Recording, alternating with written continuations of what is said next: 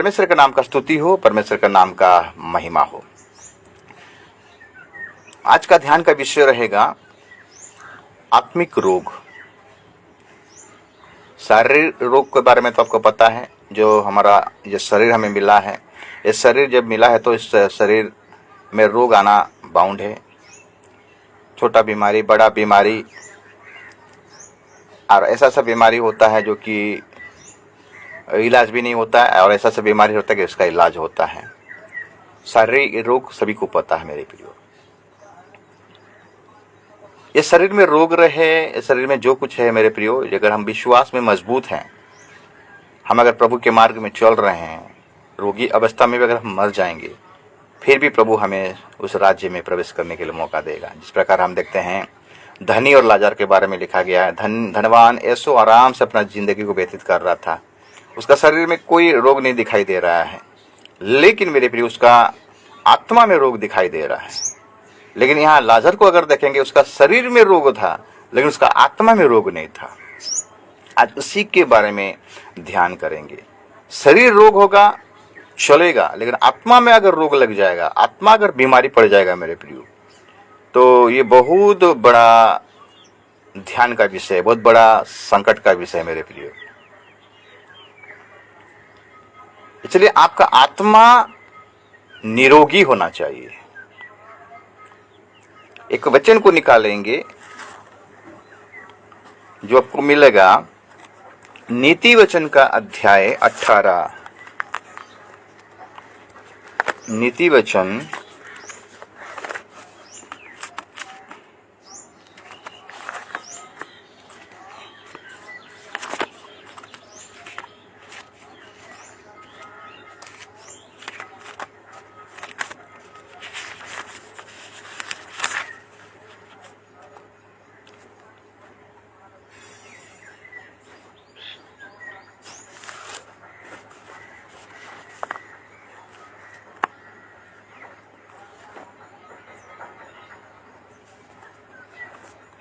चौदह पद, नीति वचन अध्याय 18 उसका 14 पद। रोग में मनुष्य अपनी आत्मा से संभलता है, परंतु जब आत्मा हार जाती है तब उससे कौन सा सह सकता है।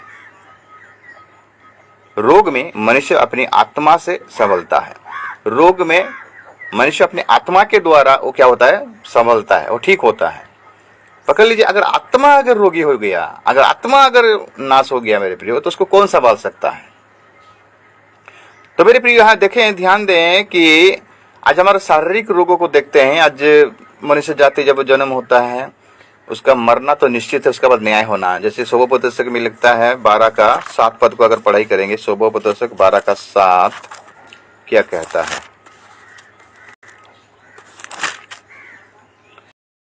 तब मिट्टी ज्यों की त्यों मिट्टी में मिल जाएगी और आत्मा परमेश्वर के पास जिसने उसने दिया लौट जाएगी।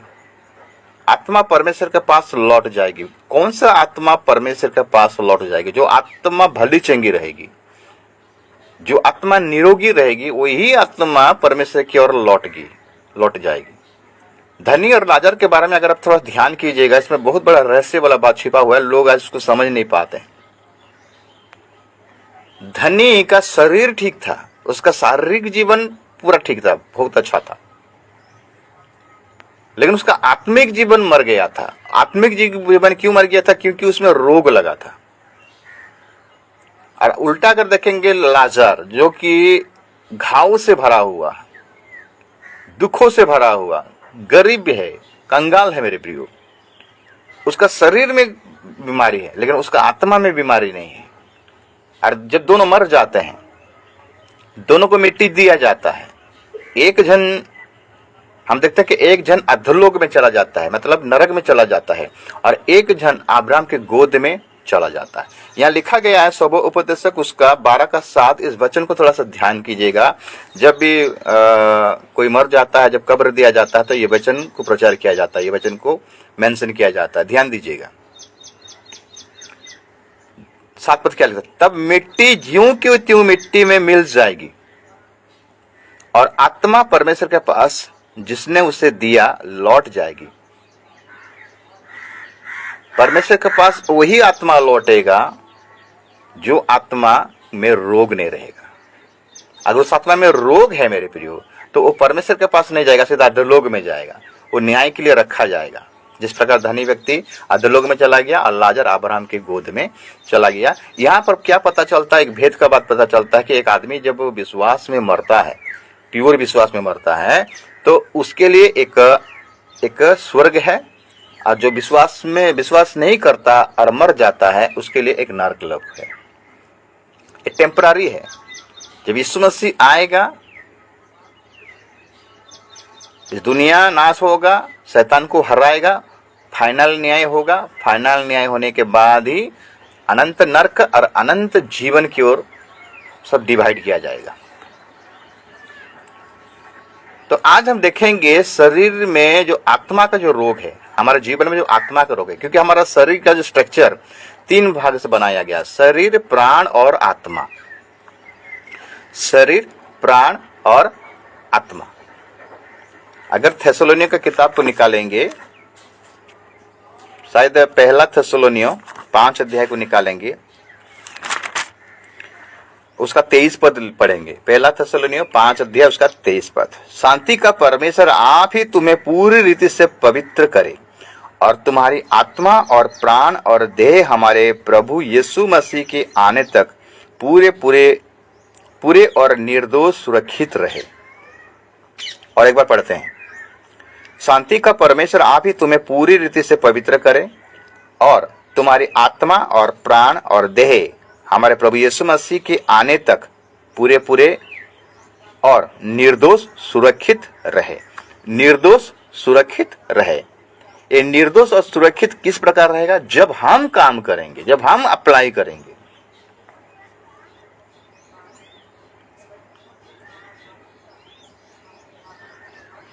इसलिए यिर्मयाह 17 अध्याय को अगर ध्यान करेंगे, ये सब का जाना पहचाना वचन है। 17 का 5 को ध्यान करेंगे। 17 का 5, यिर्मयाह 17 का 5 क्या लिखता है?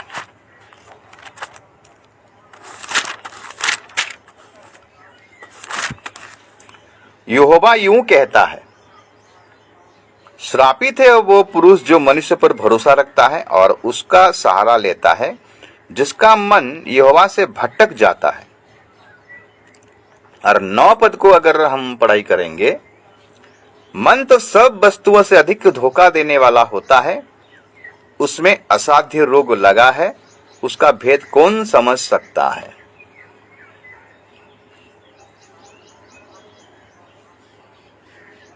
तो आज देखेंगे हमारा आत्मा में, हमें जो आत्मा प्रभु ने दिया है, उस आत्मा में कौन सा रोग लगा हुआ है, और जिसके चलते अगर उस रोग को अगर हम इलाज नहीं करेंगे तो हमें पश्चाताप करना पड़ेगा, पछताना पड़ेगा अगर उसको हम ठीक नहीं करेंगे। उसको ठीक करने के लिए परमेश्वर हमें मेडिसिन देता है, उस रोग को ठीक करने। आत्मा के, शरीर के रोगों के लिए तो नाना प्रकार का मेडिसिन है, वो ठीक भी हो जाता है, कोई बीमारी ठीक भी नहीं होता है। हम डॉक्टर के पास चले जाते हैं, छोटा छोटा जुकाम होता है तो उसको हम मेडिसिन खा के ठीक कर देते हैं, लेकिन आत्मा में अगर रोग लगता है उसे कौन ठीक करेगा?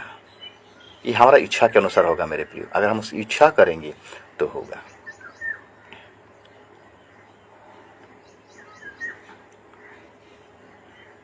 ये आत्मा में रोग क्यों लगता है, पहले इसके बारे में थोड़ा ध्यान करेंगे। वचन में लिखता है, जितने परमेश्वर की आत्मा के अनुसार चलते हैं वो परमेश्वर का संतान है। अगर नहीं चलते हैं तो वो किसके संतान है? शैतान के संतान है। तो डिसीजन आपको लेना है कि आपको परमेश्वर की आत्मा के अनुसार चलना है कि शैतान की आत्मा के अनुसार चलना है। आज का ध्यान के विषय, हमारा आत्मा में कौन सा रोग लगा है, जो उस रोग के चलते आज हम प्रभु से दूर हो गए हैं। उस रोग के चलते आज प्रभु का संगति में हम रह नहीं पाते हैं। आज रोग के चलते हम उसके उपस्थिति में रहने नहीं पाते। वचन में लिखता है, भजन संहिता 91 का उसका 1 पद को अगर हम ध्यान करेंगे, वहां लिखता है कि जो सर्वशक्तिमान के छाए हुए स्थानों में बैठा रहे, वो सर्वशक्तिमान के छाया में क्या पाएगा? ठिकाना पाएगा। आज कलीसिया को ध्यान करेंगे मेरे प्रियो। कलीसिया को अगर ध्यान करेंगे, आज आत्मा में रोग लगा हुआ है, आत्मा आज रोगी हो गया है। उसको आज ठीक करना बहुत जरूरी है, क्योंकि वो आत्मा को बचाने के लिए प्रभु यीशु मसीह जगत में आया था और मेडिसिन देकर गया। और क्या मेडिसिन है उसके बारे में ध्यान करेंगे। आत्मा में पहले देखेंगे कौन सा रोग लगा है। पहला रोग के बारे में चिंता करेंगे। पहला रोग,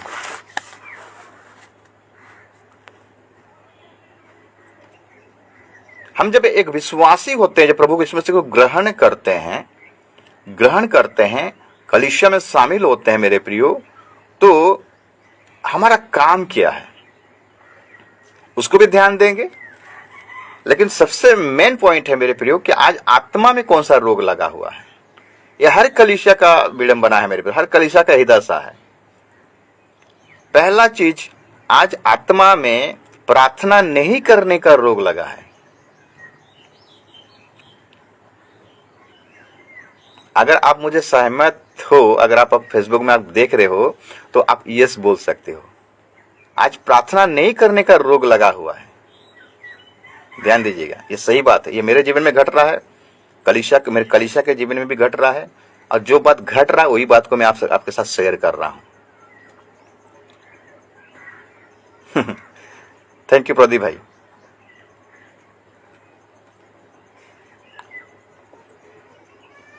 आज विश्वासी प्रार्थना नहीं कर रहा है। अगर प्रेरितों का काम को ध्यान करेंगे मेरे प्रिय, 2 अध्याय को ध्यान करेंगे, जब प्रेरित लोगों ने जब पौलुस से पत्र से प्रचार किया, प्रचार करने के बाद 3000 लोगों ने बपतिस्मा लिया। उनका मन हृदय छिद गया। बपतिस्मा लेने के बाद वो लोगों कलीसिया में शामिल हुए। शामिल होने के बाद उनका काम क्या है उसको हम ध्यान नहीं देते हैं। थोड़ा सा ध्यान करेंगे। प्रेरितों का काम थोड़ा निकालिए, 2 अध्याय को, 2 अध्याय। ये वचन आप सभी को पता है, लेकिन हम फोकस नहीं करते हैं, ध्यान नहीं करते, इसलिए हमको पता नहीं चलता है, थोड़ा सा नजरअंदाज हो जाते हैं। प्रेरितों का काम 2 अध्याय और 41 से अगर पढ़ाई करेंगे आपको पूरा पता चलेगा। देखिए क्या लिखता है। अतः जिन्होंने उसका वचन ग्रहण किया उन्होंने बपतिस्मा लिया, और उसी दिन 3000 मनुष्य के लगभग उनमें मिल गए, और वे प्रेरित से शिक्षा पाने और संगति रखने और रोटी तोड़ने और प्रार्थना करने में लौलीन रहे। क्या आज हम प्रार्थना में लौलीन हैं? लौलीन का मतलब क्या है? कंटिन्यू आपको प्रार्थना में ध्यान करना है, लौलीन इसको बोला जाता है। परमेश्वर के साथ आपका बातचीत होना बहुत जरूरी है मेरे प्रियो, क्योंकि यीशु मसीह से हम सीख पाते हैं कि यीशु मसीह भोर भोर क्या करता था, पहाड़ में चले जाता था वो पिता के साथ प्रार्थना करने के लिए, बात करने के लिए। अगर आप एक विश्वासी हो मेरे प्रियो, दूसरों का ऊपर डिपेंड मत कीजिए। कोई बीमारी, कोई समस्या आ गया तो आप दूसरे पास्टर को फोन करते हो, हमारे लिए प्रार्थना कर दीजिए, हमारे लिए ऐसा कर दीजिए, वैसा कर दीजिए। आप किस लिए हो? प्रभु आपसे बातें करना चाहता है, पास्टर से बातें करना नहीं चाहता है, आपसे बातें करना चाहता है। समस्या आपका है तो समस्या का हल भी आपके पास है मेरे प्रियो। सही बात है? अगर सही बात है तो आप हाँ बोल सकते हो मेरे प्रियो। हम अपना समस्या को खुद हल करना चाहिए, क्योंकि हमारे पास वो चीज प्रभु हमको दिया। मैं तुम्हें अधिकार दिया हूं। चेलों ने क्या कहा? प्रभु हमको प्रार्थना करना सिखा बोला, तो यीशु मसीह उनको सिखाया प्रार्थना करने के लिए मेरे प्रियो। लेकिन आज विडंबना का बात क्या जाता है, कलीसिया को अगर ध्यान करेंगे ना, कुछ अगर छोटा सा बीमारी भी हो गया तो पास्टर जी प्रार्थना कर दीजिए। पास्टर रात में सोया होगा, वो खुद प्रार्थना नहीं करेंगे, उसको फोन करके प्रार्थना, पास्टर को, वो पास्टर, ये पास्टर उनको डिस्टर्ब करते रहेंगे। पास्टरों में क्या जाता है?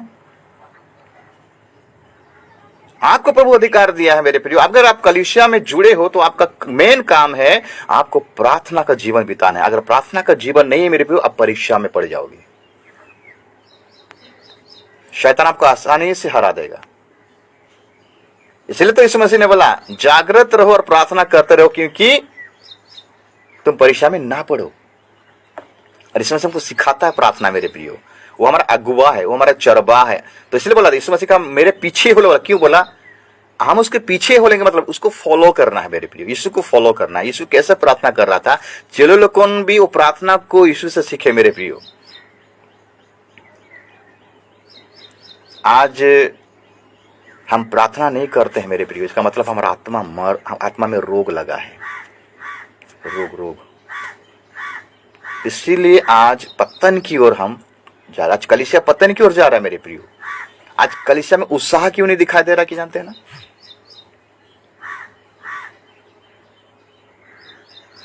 क्यों उत्साह नहीं दिखाई दे रहा है? क्योंकि हमारे जीवन में प्रार्थना का आत्मा नहीं है। प्रभु बोलता है कि इसको ठीक करो, इस रोग को ठीक करो, तुम्हारे पास ही मेडिसिन है बोलता है। हमारे पास मेडिसिन है मेरे प्रिय। पहला सामुएल की किताब, उसका अगर हम पढ़ाई करेंगे, पहला सामुएल को थोड़ा निकालिए। पहला सामुएल 12 अध्याय को थोड़ा सा निकालेंगे। पहला सामुएल की किताब 12 अध्याय। सामुएल क्या कहता है उसके बारे में थोड़ा ध्यान करेंगे, प्रार्थना के बारे में। हाँ, पहला सामुएल की किताब 12 अध्याय उसका 23 पद क्या कहता है? फिर ये मुझसे दूर हो कि मैं तुम्हारे लिए प्रार्थना करना छोड़कर यहोवा के विरुद्ध पापी ठहरूं।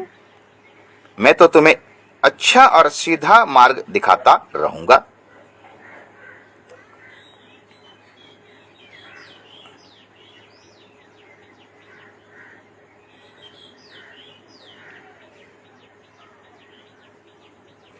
तो सामुएल कहता है मेरे प्रियो कि मैं क्या प्रार्थना करना छोड़ दूंगा? मैं अगर प्रार्थना नहीं करूंगा तो मैं पापी ठहरूंगा। इसका मतलब मेरे प्रियो, अगर हम प्रार्थना नहीं करते हैं तो हम परमेश्वर की दृष्टि में पापी ठहरते हैं मेरे प्रियो। प्रभु की दृष्टि में हम गुनाह करते हैं, हम मिस्टेक करते हैं। इसलिए हर विश्वासी का काम है मेरे प्रियो उसको प्रार्थना करना, क्योंकि प्रार्थना पावरफुल है मेरे प्रियो। सामर्थ्य मिलता है हमको, हमें मजबूत करता है। आज विश्वासी मजबूत क्यों नहीं जानते हैं? प्रार्थना नहीं करने के चलते। आज परिवार में अशांति क्यों है जानते हैं? प्रार्थना नहीं करने के चलते। आज बाल बच्चे आज्ञाकारी नहीं होते क्यों जानते हैं? क्योंकि आपका प्रार्थना नहीं है, आपका प्रार्थना नहीं कर रहे हो आप। गलत रास्ते में बाल बच्चे क्यों चले जाते हैं? क्योंकि आप प्रार्थना नहीं कर रहे हो। मेरे प्रियो, दानियल, सद्रक, मेशक, अबेदनगो जीवन से हमको सीखना है। दानियल दिन में 3 बार प्रार्थना करता है। हमें नहीं बोलता 3 बार प्रार्थना करो बोलकर, कम से कम 1 बार तो प्रार्थना करो। एक प्रार्थना लॉलिन तक ले आइए अपने जीवन में। प्रार्थना का एक क्वालिटी ले आइए। जिस प्रकार हम सुबह चाय पीना भूलते नहीं है, एक दिन भी अगर आप ब्रश नहीं करोगे, जो ब्रश सब करते हो सुबह, अगर नहीं करोगे तो आपको कैसा लगेगा? थोड़ा ध्यान दीजिए। शरीर को अच्छा लगेगा? शरीर को अच्छा लगेगा? आपको कैसा लगता है? आज मेरे ब्रश नहीं किया, मेरे को अच्छा नहीं लग रहा है। उसी प्रकार हमारा जीवन में होना चाहिए। अगर हम प्रार्थना एक दिन में अगर नहीं करेंगे तो हमें व्याकुल हो जाना चाहिए। आज मैं प्रार्थना नहीं किया हूं, मुझे अच्छा नहीं लग रहा। साथ ही साथ मेरे प्रियो, आप घुटने टेक कर 10 मिनट हो, 15 मिनट हो, जैसे भी हो मेरे प्रियो, आपको प्रार्थना करना। मैं नहीं बोलता घंटों करो बोलकर। प्रभु के साथ बातें करना है मेरे प्रिय, क्योंकि परमेश्वर हमारा साथ बातें करना चाहता है। लेकिन आज कलीसिया अन्य जगह में बिजी है। आज व्हाट्सएप में बिजी है, फेसबुक में बिजी है, चैटिंग में बिजी है, गर्लफ्रेंड बॉयफ्रेंड में आज बिजी है। प्रार्थना का समय कहाँ मिलेगा मेरे प्रियो? इसलिए आज मसीह परिवार में बाल बच्चे बेविचार में फंस रहे हैं मेरे प्रियो। क्या आप मेरे बात में सहमत हैं? मैं अपनी आंखों से देख रहा हूं मेरे प्रियो। परमेश्वर के साथ आप बैठिए मेरे प्रियो। मैं अभी भजन संहिता 91 को पढ़ाया था एक पद, जो सर्वशक्तिमान के छाए हुए स्थान में बैठा रहे, वो सर्वशक्तिमान के छाया में क्या पाएगा? ठिकाना पाएगा। ठिकाना कैसे पाएगा? जब हम उसके उपस्थिति में बैठेंगे मेरे प्रियो।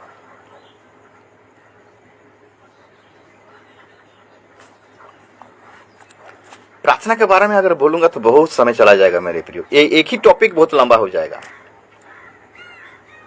हन्ना प्रार्थना किया मेरे प्रियो। हन्ना प्रार्थना नहीं करता था पहले, आत्मा और सच्चाई से प्रार्थना किया मेरे प्रियो। बांझ औरत थी। आप मुझे जितने भी अभी देख रहे हो और बाद में देखने वाले हो, अगर आपका जीवन में बांझपन है, आपके जीवन में कोई बंधन है, कोई रुकावट है, तो आप हन्ना का तरह अपने मन को टूटाइए। टूटा मन परमेश्वर का ग्रहण योग्य बलिदान है।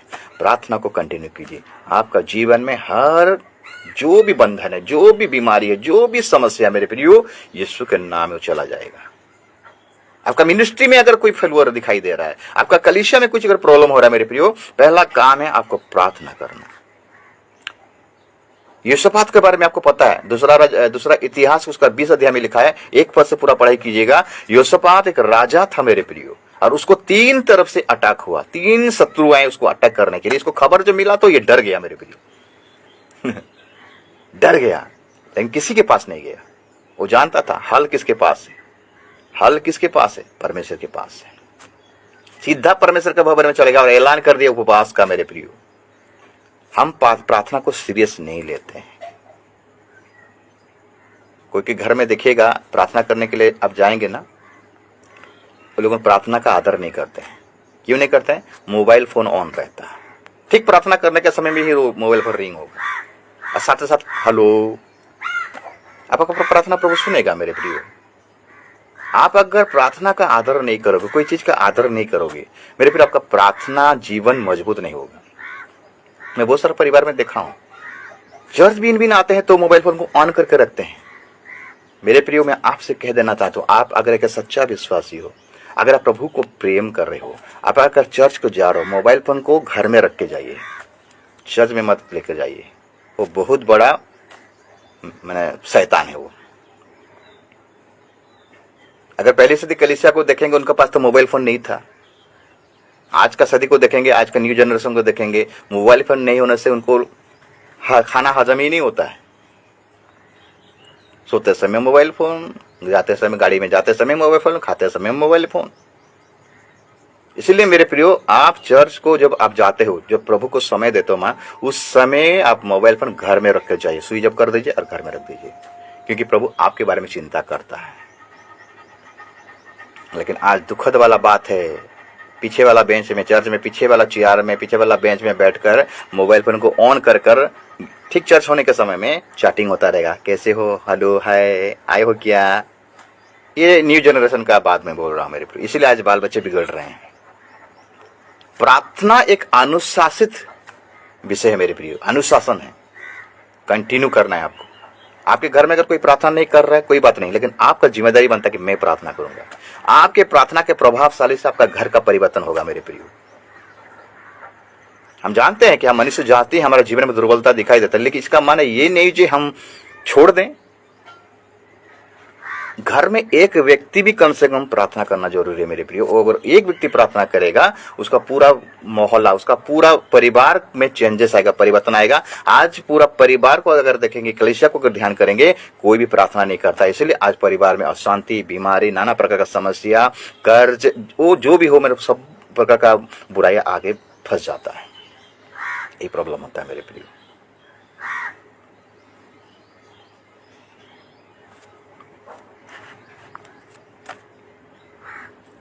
और मैं प्रार्थना के बारे में नहीं बोलूंगा, आप समझ गए हो। बहुत इसमें बहुत सारा रेफरेंस है मेरे प्रियो।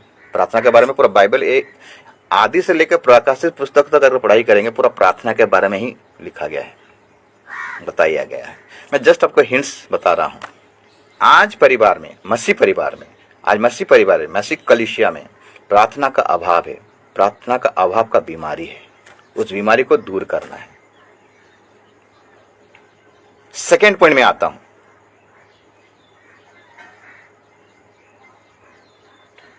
वचन को नहीं सुनने का बीमारी। अगर मुझसे सहमत हो तो आप यस बोल सकते हो। वचन का नहीं सुनने का बीमारी है।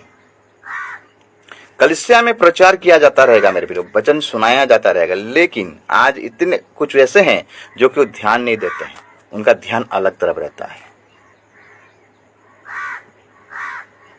ये बीमारी है। आत्मिक बीमारी के बारे में बोलता हूं मेरे, शारीरिक बीमारी तो हमको दिखाई देता है। आत्मिक बीमारी आज कलीसिया को पकड़ लिया है, वचन को नहीं सुनने का बीमारी। लेकिन दाऊद क्या कहता है? तेरा वचन मेरे पांव के लिए दीपक और मार्ग के लिए उजियाला है। वचन अगर थोड़ा ज्यादा लंबा चौड़ा हो जाता है ना, तो विश्वासी क्या कहते हैं? कहते हैं कितना बजे खत्म होगा, जल्दी खत्म करने से नहीं होता क्या? घंटा घंटा पर टीवी देखने से, घंटा घंटा पर पिक्चर देखने से आपको कुछ नहीं लगता है, लेकिन वचन सुनने में आपको दिक्कत आता है। मेरे प्रियो, वचन का आदर कीजिए। आज कलीसिया में वचन नहीं सुनने का बीमारी लगा हुआ है, रोग लगा हुआ है। आज वचन को नहीं सुनते हैं, इसलिए उनका जीवन में पतन दिखाई देता है। वचन को नहीं सुनते हैं, उनके जीवन में बीमारी दिखाई देता है। वचन को नहीं सुनते हैं, उनके जीवन में फेल्यूर दिखाई देता है। वचन को नहीं सुनते हैं, उनका बाल बच्चे आज गलत रास्ते में चले जा रहे हैं। मेरे प्रियो,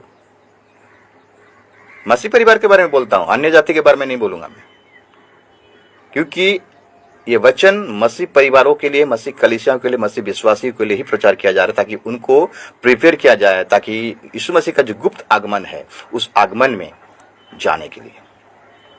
अगर रोग लगा रहेगा मेरे प्रियो, आत्मा में अगर रोग लगा रहेगा तो जा पाएगा कि गुप्त आगमन में नहीं जा पाएगा मेरे प्रियो। लेकिन उसको ठीक करना पड़ेगा, आपको ठीक करना पड़ेगा। जब आप ठीक नहीं करेगा तो नहीं होगा। पहले प्रार्थना के जीवन को ठीक करना पड़ेगा, उसमें रोग लगा हुआ है। और उसके बाद सेकंड पॉइंट है, वचन को अगर आप नहीं सुन रहे मेरे प्रियो, ये आपका आत्मा में रोग लगा हुआ है। वचन को नहीं मानोगे, वचन को नहीं सुनोगे मेरे प्रियो, तो आपका जीवन सूख जाएगा। यीशु मसीह यूहन्ना 15 अध्याय में पूरा डिटेल दे दिया है कि मैं सच्ची दाख लाता हूं, तुम सब डालियां हो और मेरा पिता किसान है। जो डाली मुझ में नहीं बना रहेगा वो फल नहीं रहेगा। मतलब तू मुझ में बना रहे और मैं तुम में बना रहूंगा। अगर हम वचन में नहीं बने रहेंगे मेरे प्रियो, हम सूख जाएंगे। हमारा आत्मा में रोग लग गया है। अगर पढ़ाई करेंगे, नीति वचन 4 अध्याय को थोड़ा निकालेंगे, 4 अध्याय 20 से लेके 22 तक ध्यान करेंगे। नीति वचन 4 अध्याय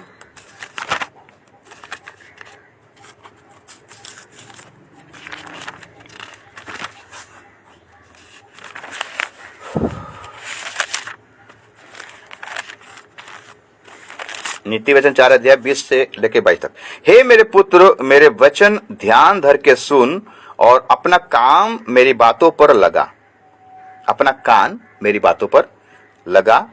इनको अपनी आंखों की ओट ना होने दे, वरन अपने मन में धारण कर, क्योंकि जिनको वे प्राप्त होती है वे उनके जीवित रहने का और उनके सारे शरीर के चंगे रहने का कारण होती है। नीति वचन 4 अध्याय उसका 20, 21, 22 को पढ़िए। वचन को ध्यान देने से, वचन को पढ़ने से मेरे प्रियो, हमें भले चंगे रहेंगे, हमें आशीष मिलेगा। भजन संहिता 1 अध्याय को अगर ध्यान करेंगे, वो सभी को चाहता वचन है मेरे प्रियो। भजन संहिता 1 में पूरा बाइबल लिखा गया है। भजन संहिता 1 को पढ़ाई करेंगे ना, पूरा बाइबल आदि से लेके पूरा प्रकाशित पुस्तक तक पूरा बाइबल ही उसको मेंशन किया गया है। क्या क्या क्या लिखा गया एक पद में, क्या ही धन्य है वो पुरुष जो दुष्टों की युक्ति पर नहीं चलता और ना पापियों के मार्ग में खड़ा होता और ना ठट्ठा करने वाले की मंडली में बैठता है, परंतु वो यहोवा की व्यवस्था से प्रसन्न रहता और उसकी व्यवस्था पर रात दिन ध्यान करता है। परमेश्वर का व्यवस्था क्या? वचन है। वचन को ध्यान करना है, लेकिन दुखद वाला बात है आज वचन को ध्यान नहीं कर रहे हैं। वचन को ध्यान नहीं कर रहे हैं, ज्यादा खाली सांसारिक आशीष के पीछे दौड़ रहे हैं। सांसारिक आशीष के पीछे दौड़ दौड़ कर वचन को ही टोटली भूल गए हैं मेरे प्रियो। क्योंकि मेरे प्रियो, ये वचन हमें सुधारता है। ये वचन हमें क्या करता है? सुधारता है। थोड़ा सा पढ़ाई करेंगे, तीमोथी का पुस्तक अगर पढ़ाई करेंगे, वहां लिखता है तीमोथी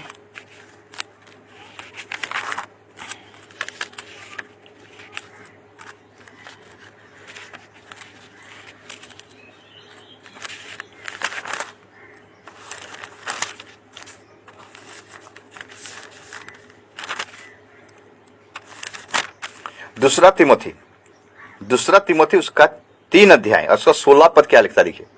संपूर्ण पवित्र शास्त्र परमेश्वर के प्रेरणा से रचा गया है और उपदेश, पहला चीज है उपदेश, शिक्षा और समझाने और सुधारने और धार्मिकता की शिक्षा के लिए लाभदायक है।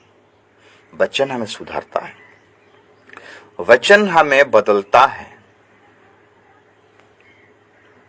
अगर रोमी उसका 10 का 17 को पढ़ाई करेंगे, रोमी 10 का 17, रोमी 10 का 17 क्या कहता है? अतः विश्वास सुनने से और सुनना मसीह के वचन से होता है। सुनने से। हम जब वचन को पढ़ते हैं मेरे प्रियो, हम अपने कानों से सुनते हैं उसको। या तो आप चुपचाप पढ़ो या तो जोर जोर पढ़ो, आपके कानों में ये वचन होना चाहिए। अगर प्रचार किया जा रहा है मेरे प्रियो, अगर कोई मीटिंग में आप कलीसिया में हो, अगर प्रभु का दास प्रचार कर रहे हैं तो उसको ध्यान से सुनिए, नोट करके लिखिए। कोई कोई तो बाइबल लेके भी नहीं जाते हैं और मोबाइल लेके जाएंगे। मोबाइल बाइबल को मत पढ़िएगा मेरे प्रियो। कलीसिया में भूल से भी कभी मोबाइल लेके मत जाइएगा। अगर बाई चांस लेकर भी अगर गए हो मेरे प्रियो, उसको स्विच ऑफ करके रख दीजिएगा। मोबाइल आपका जगह नहीं लेना चाहिए, प्रभु आपका जगह लेना चाहिए। आप प्रभु का आदर करना सीखिए मेरे प्रिय। हम जब प्रभु के भवन में जाते हैं, प्रभु की उपस्थिति में जाते हैं, लिखता है वचन में, भजन संहिता 29 को अगर पढ़ाई करेंगे, वहां लिखता है कि पवित्रता से शोभायमान होकर उसको दंडवत करो, लिखता है। हम अनडिसिप्लिन, डिसिप्लिन नहीं हमारे जीवन में। जब जाना है तो डिसिप्लिन के साथ जाइए मेरे प्रिय। अगर विश्वासी बनना तो सच्चा विश्वासी बनिए, प्रभु को प्रेम करने वाला विश्वासी बने। ये सेकंड रोग है मेरे प्रिय, वचन को नहीं पढ़ने का रोग। आज बहुत सारा विश्वासी को हम देखते हैं कि वचन नहीं पढ़ते हैं, केवल खाली सुनते हैं। अगर सुनते भी तो ठीक से नहीं सुनते हैं। मेरे प्रिय, ये वचन आपको जीवन देगा। नीति वचन अध्याय 6 में एक एग्जाम्पल दिया गया है कि हे आलसी, जो वचन नहीं पढ़ता है मैं उसको आलसी बोलूंगा। हे आलसी, चींटियों के पास जा, बोला। किसके पास जा? हे आलसी, चींटियों के पास जा और उनके काम पर ध्यान दे। चींटियों बात नहीं करता है लेकिन काम करता है। निर्बल जाति है चींटिया, क्या निर्बल जाति है, छोटा सा जंतु है, छोटा सा प्राणी है। लेकिन परमेश्वर का वचन क्या कहता है? चींटियों के पास जा, उनके काम पर ध्यान दे और बुद्धिमान हो जा। ये क्यों बोला परमेश्वर ने? क्योंकि मेरे प्रियो, चींटियों का कोई अगुवा नहीं है, कोई नेता नहीं है, कोई लीडर नहीं है, फिर भी वो लोग क्या करते हैं? धूप काल में अपना आहार संचय करते हैं ताकि आने वाला जो बारिश आएगा मेरे प्रियो, उनके लिए विपत्ति है। वो विपत्ति से बचने के लिए लोग क्या करते हैं? आहार को संचय करते हैं। इसीलिए मेरे प्रिय, प्रभु का आगमन जब होगा मेरे प्रिय, महान विपत्ति आने वाला है, बहुत डेंजर विपत्ति आने वाला है। उससे पहले ये वचन को अपने जीवन में जितना संचय करना करो और उसको उसके अमल करो, उसको ध्यान करो, उसको मनन करो। ये आत्मिक भोजन है मेरे प्रिय। आत्मिक बातें हम नीति वचन 6 अध्याय में जो चींटियों के बारे में हम सीखे, ये प्रभु हमें आत्मिक बातें बता रहा है, आत्मिक आहार के बारे में बताता है कि धूप काल में दाऊद क्या कहता है? यहोवा मेरा चरवाहा है। दाऊद वचन को अधिक क्यों इंपोर्टेंट देता है? अगर भजन संहिता 119 को निकालेंगे, 119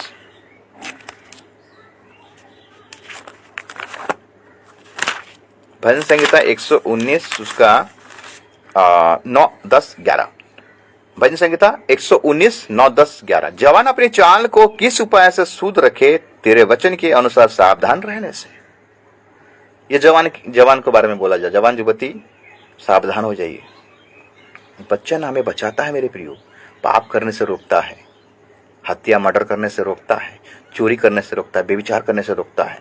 हम देखते हैं, मैं पूरे मन से तेरी खोज में लगा हूं, मुझे तेरी आज्ञाओं की बाट से भटकने ना दे। मैंने तेरे वचन को अपने हृदय में रख छोड़ा है कि तेरे विरुद्ध पाप ना करूं। मेरे प्रियो, वचन को जब पढ़ रहे हो तो उसको फॉलो कीजिएगा, अमल कीजिएगा। सुनने वाला नहीं, पढ़ने वाला नहीं, पढ़कर सुनकर चलने वाला बनना है मेरे प्रियो। याकूब का पत्र कहता है, कोई के परिवार में रूटीन बना दे, सुबह सुबह नहाएंगे, धोएंगे, वचन को पढ़ेंगे। केवल पढ़ते हैं लेकिन उसमें अमल नहीं करते हैं। उनका जीवन को देखने से पता चलता है मेरे प्रियो। जो वचन को अमल करता है, मतलब अपने जीवन में लागू करता है, उसके अनुसार जब चलता है ना, उसको देख कर पता चलता है उसके जीवन में क्या क्या फल है। उसका फलों से इसको पता चलता है, उसका बातचीत, उसका कैरेक्टर, उसका स्वभाव। वचन पढ़ते रहेंगे और इधर सांसारिक गीत को गाते रहेंगे। बॉलीवुड, हॉलीवुड, टॉलीवुड का गीत को अपने मोबाइल में अभी तक रखे रहे हैं मेरे विश्वासी लोगों। क्या मुझसे सहमत है?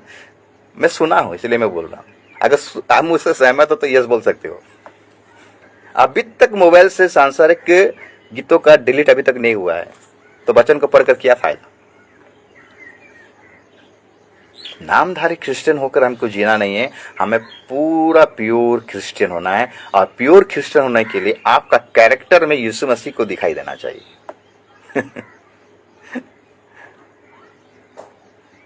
क्योंकि मैं वो अनुभव से गुजरा हूं मेरे प्रिय, इसलिए उस अनुभव को मैं आपके साथ शेयर कर रहा हूं। बिना अनुभव से कुछ पता नहीं चलता, आपको अनुभव से गुजरना पड़ेगा, क्योंकि मैं उसी लाइन से मैं आया हूं। मेरे जीवन का गवाही को अगर मैं दूंगा, मैं फिल्म के पीछे पागल था। मैं 2000 में मैं भुवनेश्वर होटल में फेयर में सिक्योरिटी गार्ड के नौकरी में मैं लगा हुआ था। 2007 तक मैं नौकरी किया। 2000 से 2007 के अंदर में मुझे जोश था, फिल्म कैसे थोड़ा सा मुझे चांस मिल जाएगा तो मैं जाके एक्टिंग करूंगा, ऐसे करूंगा वैसे करूंगा, क्योंकि मैं अनुभव से गुजरा हूं। बिल्कुल मैं आपके साथ टेस्टिमनी शेयर कर रहा हूं। मेरा एक पिक्चर आया था, मैं उस एक पिक्चर में रोल किया था, ज़्यादा नहीं, 6 सीन था उसमें। धर्मर हेबो जय, उड़िया पिक्चर था, धर्मर हेबो जय, यूट्यूब में आप देख सकते हो। उसमें मैं रोल किया। अपना नौकरी मतलब ड्यूटी को मतलब एब्सेंट करते हुए भी मैं कितना बार गया था, इतना जोश था मेरे पास। जब प्रभु मुझे पकड़ा मेरे प्रियो, हमारा फिल्म का भूत नशा उतर गया, क्योंकि वही बैकग्राउंड से मैं आया हूं। फिल्मी गीतों का मैं पागल था, हीरो का पागल था, लेकिन अब मैं यीशु का पागल हूं। मैं यीशु के लिए अभी जीता हूं। बीच बीच में शैतान क्या करता है, हमें सांसारिक बात में फंसाता है। हमारा जीवन भी होता है, भूल होता है। मैं नहीं कह सकता मैं राइट हूं, मैं भी रॉन्ग, मेरा जीवन में भी ऐसा थोड़ा थोड़ा वो अभिलाषा आ जाता है, लेकिन प्रार्थना के द्वारा, वचन के द्वारा मैं उस अभिलाषा को मारता हूं।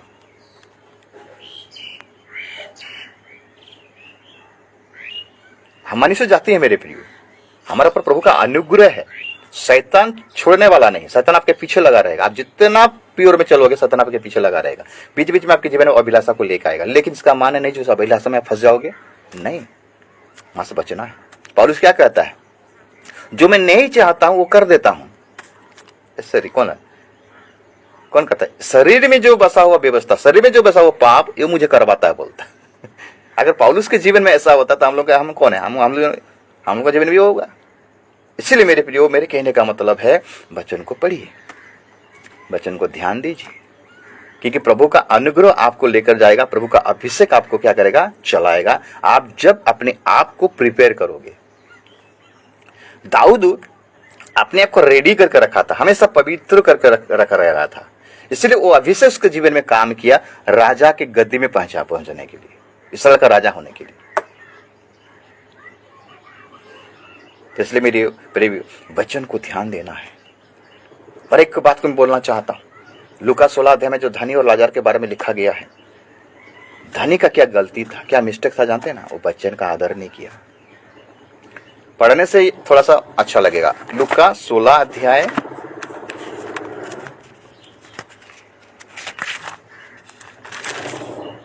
लूका 16 अध्याय और उसका 27 पद से पढ़ाई करेंगे। उसने कहा, तो हे पिता, मैं तुझसे विनती करता हूं कि तू उसे मेरे पिता के घर भेज, क्योंकि मेरे 5 भाई हैं, वो उनके सामने इन बातों की गवाही दे, ऐसा ना हो कि वे भी इस पीड़ा की जगह में आएं।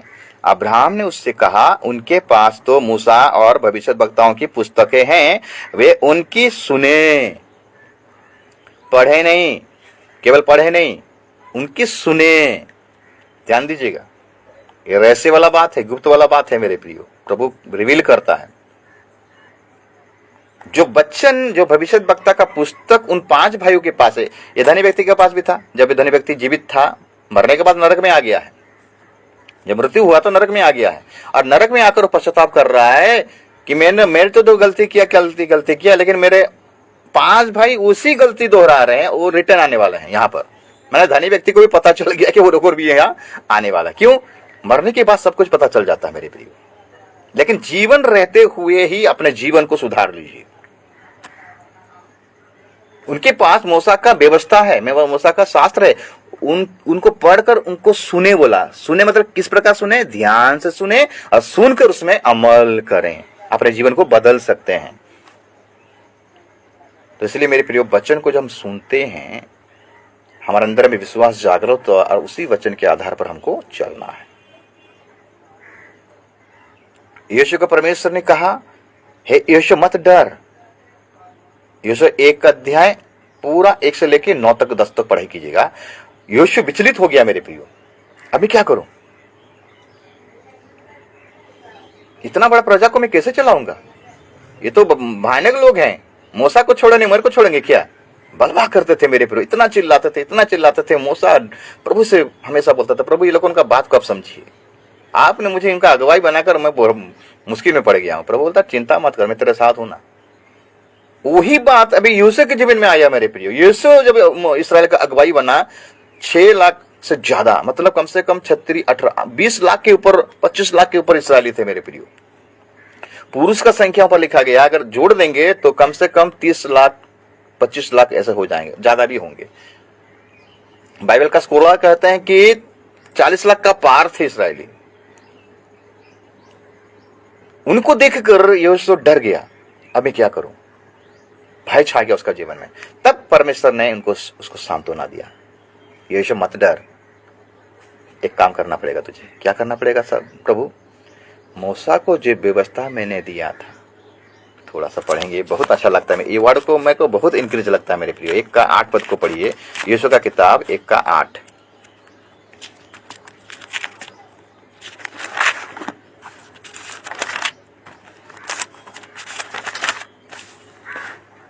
पद क्या लिखता है देखो। यीशु को परमेश्वर क्या कहता है?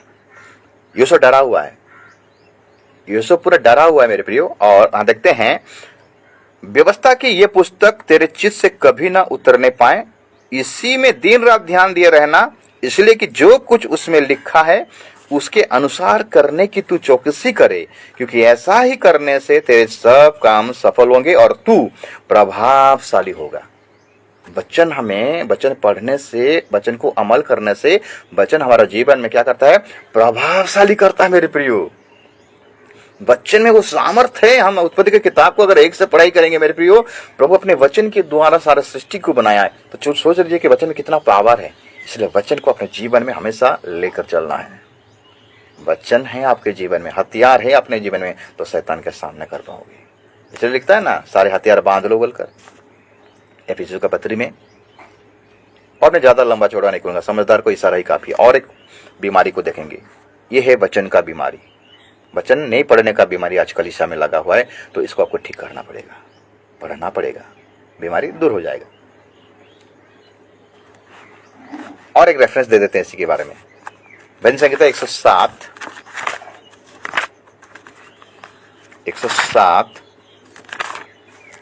उसका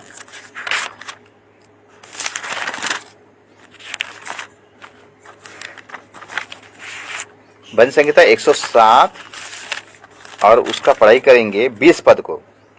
वो अपने वचन के द्वारा उनको चंगा करता और जिस गड्ढे में वे पड़े हैं उससे निकालता है। वचन के द्वारा उनको चंगा करता है और जिस गड्ढे में वो गिरे हैं उनको बचाता है। वचन हमें बचाता है, वचन में सुरक्षा देता है, वचन हमारा हर समस्या का समाधान करता है। सरीफत का विधवा अगर एलिया का बात को नहीं मानता है, एलिया का बात मतलब परमेश्वर का बात को दर्शाता है। वचन को अगर नहीं मानता तो भूखे भूखे ही मर जाते हैं।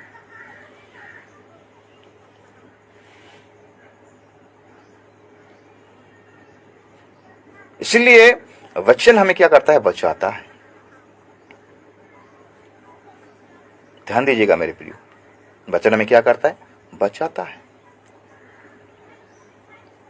दाऊद ने जब पाप ही किया मेरे प्रियो, सोच रहा है कोई नहीं देख रहा है, परमेश्वर देख रहा है। तो परमेश्वर का वचन नाथन भविष्यद्वक्ता के द्वारा दाऊद के पास पहुंचा। ऐसा सा घटना हुआ है। कौन किया? आपने किया है। जब वचन को सुना मेरे प्रिय दाऊद, तो अपने जीवन को सुधार लिया। तो इसलिए वचन को, जो वचन का जो रोग, हमारा नहीं पढ़ने का जो रोग लगा हुआ है मेरे प्रियो हमारा आत्मा में, उसको दूर करना है।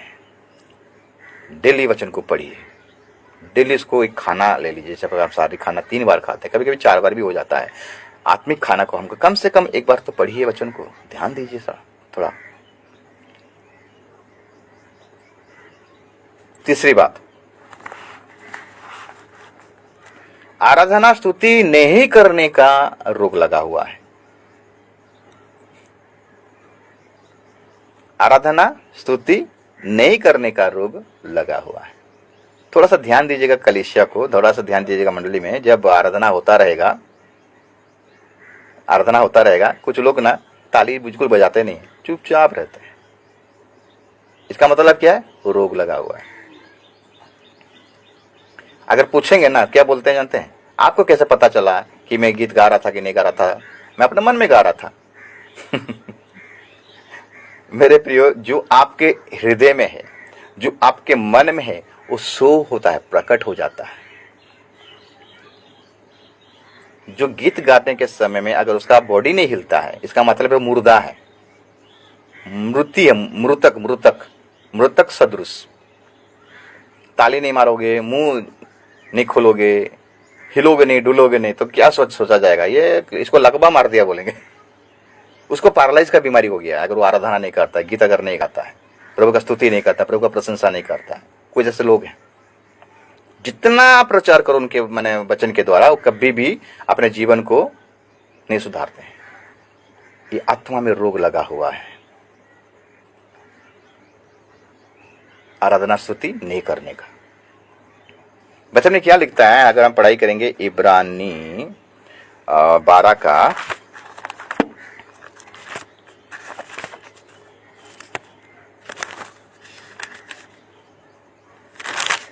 28 पद, इस कारण हम इस राज्य को पाकर जो हिले का नहीं, कृतज्ञ हो और भक्ति और भय सहित परमेश्वर की ऐसी आराधना करें जिससे वो प्रसन्न होता है। आत्मा और सच्चाई से हमें उसका आराधना करना है। आप चर्च में जब आते हो मेरे प्रियो, आप जब प्रभु के भवन में आते हो मेरे प्रियो, आप जिसका आराधना करते हो वो साधारण व्यक्ति नहीं है, वो सर्वशक्तिमान ईश्वर है। दाऊद का आराधना को देखिए मेरे प्रियो। दाऊद जब बाचा का सिंदूक को दाऊद लेकर आ रहा था मेरे प्रियो, वो ऐसा नाच रहा था, ऐसा स्तुति कर रहा था, ऐसा प्रसन्न, इतना आनंद कर रहा था मेरे प्रियो। उसका शरीर से कपड़ा खिसक गया, और उसी को देखकर उसका बीबी, जिसको शादी किया था साउल का बेटी को, तुच्छ माना। उसके बारे में क्या लिखा है जानते हैं? थोड़ा सा निकालेंगे।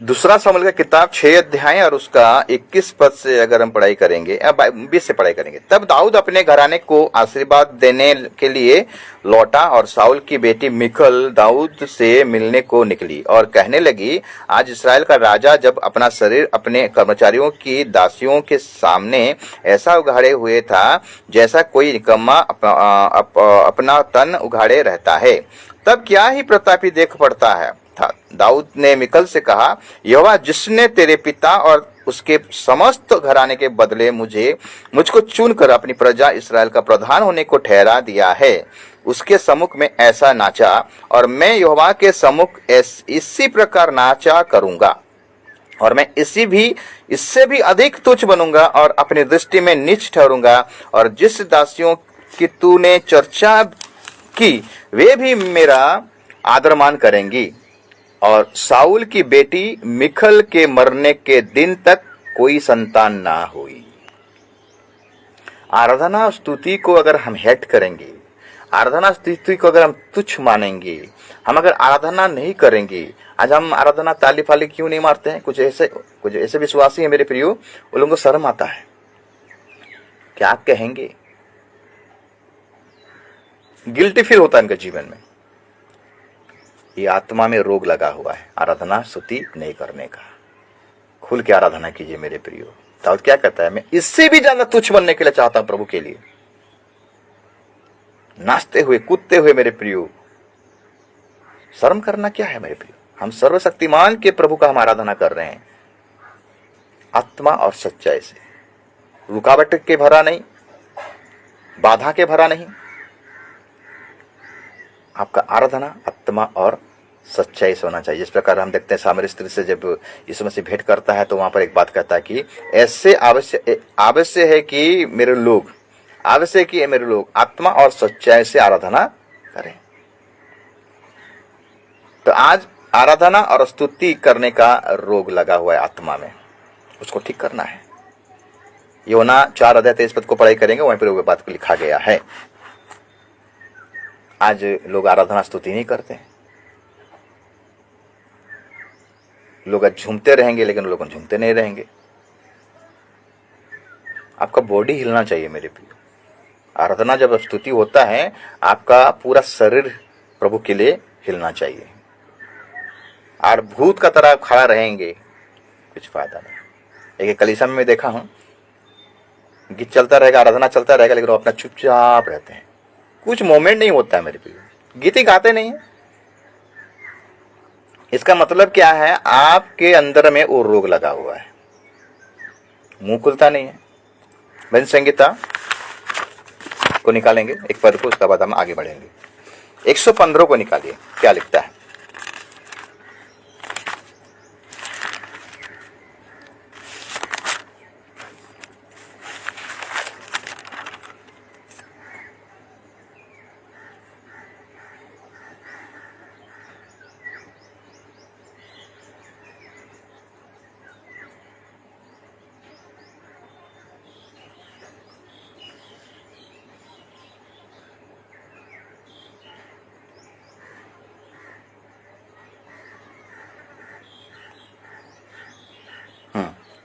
भजन संगीता 115 उसका 17 पद क्या कहता है, थोड़ा ध्यान दीजिएगा। मृतक जितने चुपचाप पड़े हैं वे तो यहाँ की स्तुति नहीं कर सकते। मृतक जितने चुपचाप पड़े हैं वे तो यहाँ की स्तुति नहीं कर सकते।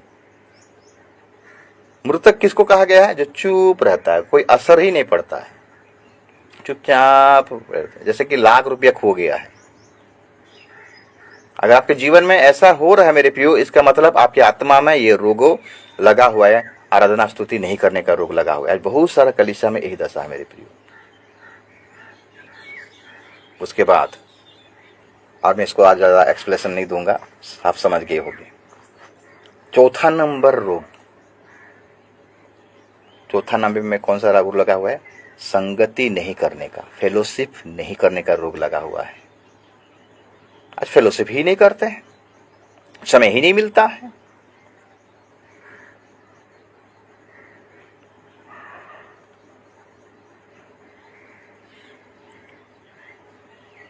कुछ जगह कॉटेज मीटिंग होता है, आपके कलीसिया में होता रहेगा। इसका घर उसका घर में, कोई कोई विश्वासी के घर में कॉटेज मीटिंग होता है। हर महीना में एक बार होता है, या तो महीना में 2 बार होता है, हफ्ता में 1 बार होता है, कोई कोई जगह में हर दिन होता है। वो संगति में नहीं जाते हैं। कारण क्या है? वो अपनी इच्छा को पूरा करते हैं मेरे प्रिय। भजन संहिता में वही लिखा गया है, अपने इच्छा को पूरा करने के लिए वो संगति नहीं करते हैं, तो वो संगति में नहीं रहते हैं। नीति वचन 18 का अगर 1 को पढ़ेंगे, नीति वचन 18 का 1 को अगर पढ़ेंगे, लिखता है जो दूसरों से अलग हो जाते हैं वो अपनी ही इच्छा पूरी करने के लिए ऐसा करते हैं और सब प्रकार की खरी बुद्धि से बैर करता है। संगति नहीं करने का बीमारी आज कलीसिया को लगा है मेरे प्रियो। क्या बोलते हैं? हाँ, संडे को तो हम चर्च जाते हैं, संगति का क्या जरूरी है? 6 दिन आपने मत खाइए मेरे प्रियो, कैसा लगेगा? आपको एक कमरे में पूरा 1 दिन ताला बंद कर कर रखा जाएगा, आपको कैसा लगेगा? ध्यान दीजिएगा, अच्छा लगेगा? पागल हो जाओगे। आज हमारा संगति किसके साथ है? आज हमारा संगति मोबाइल के साथ में है, आज हमारा संगति टीवी के साथ में है, आज हमारा संगति ठट्ठा करने वाले मंडली के साथ है, गपशप। आज हमारा संगति चाय के दुकान में है, आज हमारा संगति दारू के भट्टी में है, आज हमारा संगति बेविचार की जगह में है, आज हमारा संगति गर्लफ्रेंड बॉयफ्रेंड का चक्कर में है। ध्यान दीजिएगा, परमेश्वर का आत्मा बोल रहा है, ये मैं नहीं बोल रहा। जो इस काम में लिप्त है मेरे प्रियो, उसको प्रभु का संगति अच्छा नहीं लगेगा।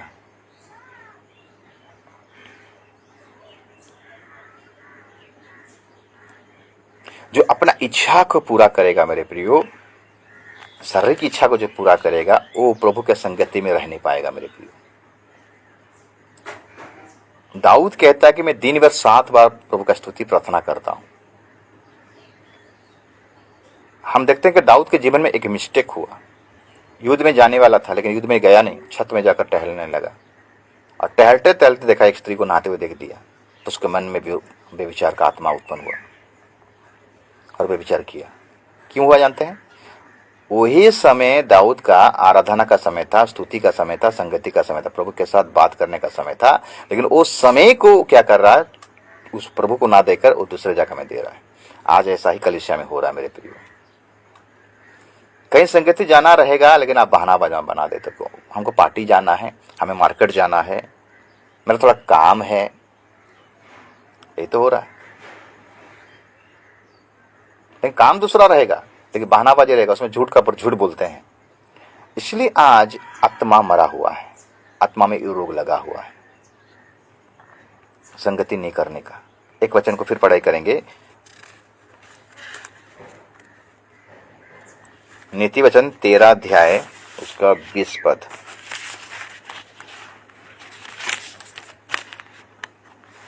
बुद्धिमानों की संगति कर, तब तू भी बुद्धिमान हो जाएगा, परंतु मूर्खों का साथी नष्ट हो जाएगा। बुद्धिमान कौन है? जो परमेश्वर को भय करते हैं, जो परमेश्वर की इच्छा के अनुसार चलते हैं, परमेश्वर की मर्जी में चलते हैं, प्रभु का इच्छा को पूरा करते हैं। उनका संगति करो, उनका सहभागिता करो, उनमें लौलीन रहो। दुखद वाला बात है, आज हमारा संगति प्रभु के साथ नहीं है। ये मन में, ये हमारा आत्मा में ये रोग लगा हुआ है। इसलिए मेरे प्रियो, संगति करना मत छोड़िएगा, सहभागिता करना मत छोड़िएगा। और एक पद को निकालेंगे, 1 कोरिन्थियों 6 का 17। 1 कोरिन्थियों 6 का 17 क्या लिखता है? और जो प्रभु की संगति में रहता है वो उसके साथ एक आत्मा हो जाता है। जो परमेश्वर की संगति में रहता है उसके साथ वो एक आत्मा हो जाता है। हवा पाप में क्यों गिरा? क्योंकि वो प्रभु के संगति में नहीं रहा, लौलीन नहीं रहा। वो अगर प्रभु के संगति में कंटिन्यू रहता तो कभी भी वो फल को नहीं खाता। आज बाल बच्चे, आज माता पिताएं प्रभु के संगति में, प्रभु के उपस्थिति में, प्रभु के फेलोशिप में नहीं रहने के चलते आज परिवार में अशांति आ रहा है। आज बाल बच्चे गड़बड़ी का काम करते हैं, लड़का क्या बोलते हैं, लड़का का चक्कर, लड़की का चक्कर, संगति नहीं होने के चलते। मैं माँ बाप को भी दोष लगूंगा। माँ बाप अगर संगति नहीं करेंगे तो बच्चे लोग भी संगति नहीं करेंगे। अगर माँ बाप प्रभु के उपस्थिति में बैठते हैं मेरे प्रियो, तो वही बैठने के चलते प्रभु उन पर अनुग्रह करेगा। अनुग्रह कैसे आता है मेरे प्रियो? जब हम प्रभु को खुश करते हैं। प्रभु को किस प्रकार खुश करेंगे? उसके मार्ग में चलने से। हम देखते हैं होनोक एक व्यक्ति था, अगर 7 पीढ़ी को देखेंगे, पहला पीढ़ी आदम से लेके होनक तक 7 पीढ़ी, 7 जनरेशन थे मेरे प्रियो। 6 जनरेशन को अगर ध्यान करके आप देखिएगा, पढ़िएगा, उत्पत्ति की किताब 5 अध्याय को ध्यान करके पढ़िएगा, वहां लिखा गया जितने भी जन्म हो रहे हैं मर रहे हैं, जितने भी जन्म हो रहे हैं मर रहे हैं, इसके बाद ये पैदा, उसके बाद वो पैदा, वो मर गया, इतना साल जीवित होकर मर गया। ऐसे करते करते 6 पीढ़ी तक ऐसा आ रहा है। जब 7 पीढ़ी में होनोक आया, होनोक उस टाइम 65 ईयर्स मतलब 65 साल हो रहा था, और वो मथूसलह को जन्म दिया। जब मथूसलह को जन्म दिया, उसके बाद होनोक 300 साल परमेश्वर के साथ साथ चला, लिखा गया है। किसके साथ चला? परमेश्वर के साथ साथ चला। परमेश्वर के साथ साथ चलने का मतलब है, पहला पॉइंट है वो परमेश्वर के साथ बात करेगा, दूसरा पॉइंट है वो परमेश्वर का बात को मानेगा, तीसरा पॉइंट है वो परमेश्वर का महिमा करेगा, परमेश्वर का स्तुति करेगा, प्रशंसा करेगा। चौथा नंबर पॉइंट है वो परमेश्वर के साथ हमेशा संगति में रहेगा, संगति करेगा। एक लास्ट एग्जाम्पल देके आज का वचन को मैं यही विराम दूंगा। उड़ाऊ पुत्र पिता की उपस्थिति में था, ध्यान दीजिएगा, और वो अपने इच्छा को पूरा करने के लिए, अपने शारीरिक अभिलाषा को पूरा करने के लिए वो पिता का उपस्थिति को छोड़कर दूर देश चला गया, दूर देश चला गया। ये छवि परमेश्वर को दर्शाता है और एक विश्वासी को दर्शाता है। ये छवि यीशु मसीह को दर्शाता है और एक विश्वासी को दर्शाता है।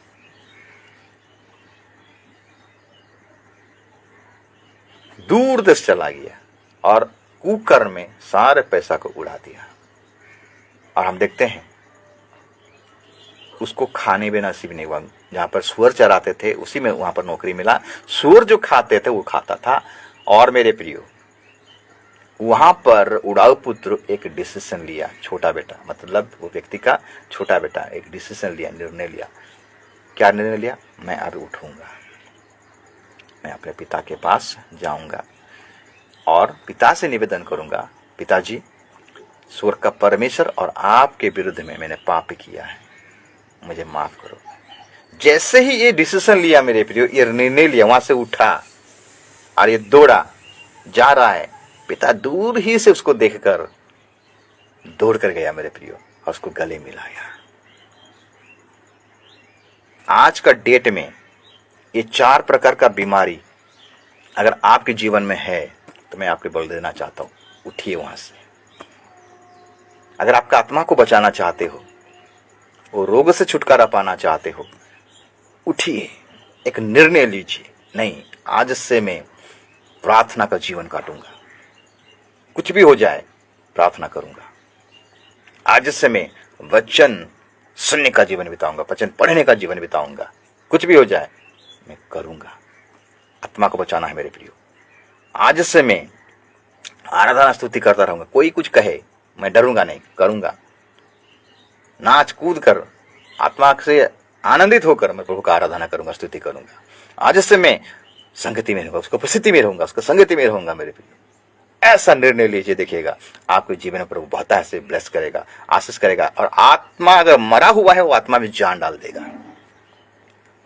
और आपको प्रभु ऊंचा उठाएगा और आपको रैप्चर होने से कोई रोक नहीं सकेगा मेरे प्रियो। अगर आपका आत्मा मर जाएगा मेरे प्रियो, मतलब संपूर्ण जगत को इंसान अगर लाभ कर अपना आत्मा को खो देगा, कुछ फायदा नहीं होगा।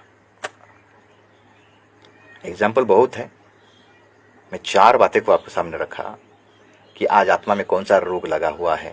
पहला रोग प्रार्थना नहीं करने का रोग लगा है, दूसरा रोग वचन को नहीं सुनने का रोग लगा है, तीसरा रोग हम देखते हैं आराधना स्तुति नहीं करने का रोग लगा हुआ है, चौथा रोग संगति नहीं करने का रोग लगा हुआ है।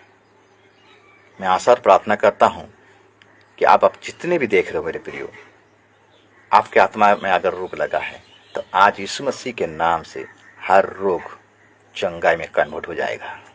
उसके लहू के द्वारा प्रभु आपको चंगा करेगा और फिर से आपका आराधना, आपका वचन पढ़ना, आपका प्रार्थना जीवन, आपका संगति का जीवन, आपका स्तुति आराधना का जीवन, प्रभु आपको फिर से वो चीज को लौटा देगा।